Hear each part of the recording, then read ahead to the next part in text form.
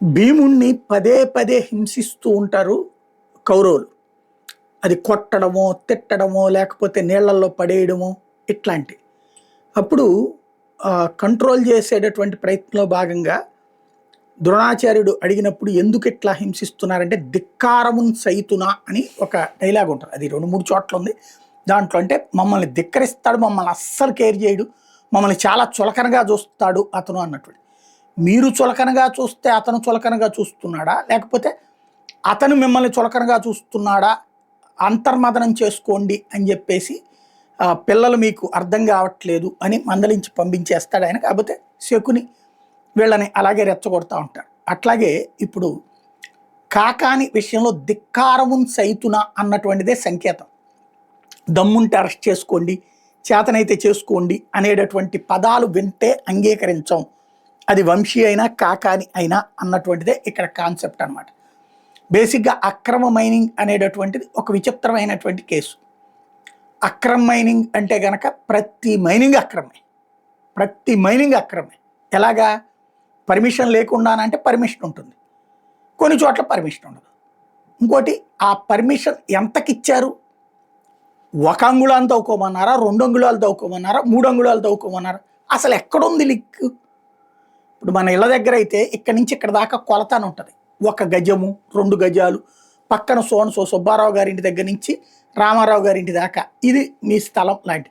దాంట్లో గనిలో ఎవడు లెక్కగట్టేది? మనకి నచ్చని వాడు అక్కడ గని తవ్వుకుంటున్నాడంటే అక్రమంగా తవ్వుకుంటున్నాడు అని చెప్తాం. వీటికి చట్టబద్ధంగా ఏముంటుందంటే పెనాల్టీ మాత్రమే ఉంటుంది, పెనాల్టీలు మాత్రమే. వెంటనే గాలి జనార్దన్ రెడ్డికి శిక్షలు పడలేదంటారు. గాలి జనార్దన్ రెడ్డి అసలు మైనింగ్ పర్మిషన్ తీసుకుందేమో ఇక్కడ, కానీ తవ్వేసిందేమో కర్ణాటక అడవులు. అసలు ఆ కథే వేరు, దాన్ని దీనికి లింకప్ చేయకూడదు. ఇక్కడున్న మైనింగ్ అయితే ఇసుకైనా మైనింగే, అలాగే మిగతా మైనింగ్ కళ్ళెదురుగుండా జరిగిపోతూనే ఉంటుంది. ప్రభుత్వానికి వచ్చేది ₹1,00,000 అనుకుంటే వాళ్ళు తినేది ₹1,00,00,000. ఇది ఓపెన్గా తెలిసినటువంటి నిజం. లేకపోతే వీళ్ళందరూ నాయకులు కోట్ల నుంచి పడగలెడతారు, ఎత్తుతారు. అది ప్రభుత్వాలకు తెలియదు. ప్రభుత్వం ఎందుకు తవ్వి ఆ కోట్లు సంపాదించుకోకూడదు, సంపద లేదు అనుకునే కంటే. అంటే అంతే, ప్రజల ముందు ఒక మాట ఉంటుంది, వ్యక్తుల ముందు మరొక రకం ఉంటుంది. అయితే ఇప్పుడు ఇతని మీదన పెట్టినటువంటిది, అందుకనినే ఆర్మ్స్ యాక్ట్ పెట్టుకొచ్చారు. సాధారణంగా క్వారీల దగ్గర ముందు డైనమెట్లతో పేలుస్తారు, ఆ తర్వాతన తవ్వుతారు. అది పేలుడు పదార్థాల చట్టం కింద అది.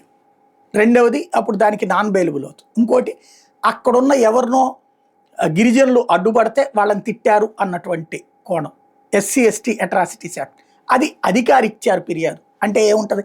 సదరు బాధితుడి వల్ల అధికారి ఇచ్చాడు ఫిర్యాదు అంటే ఏంటి? కావాలని చేసినటువంటి. ఇంకోటి, అక్కడ జరిగే పరిణామాలంతా ఓపెన్గా కనబడుతుంది. కాకానిని లోపలేయించాలి అన్నటువంటి సోమిరెడ్డి సంకల్పం నెరవేరింది. What next? ఇంకెవరు? ఈ వారం రోజులు ఈయన మీద ఉంటుంది. వాట్ నెక్స్ట్ ఏం జరుగుద్దో చూడాలి.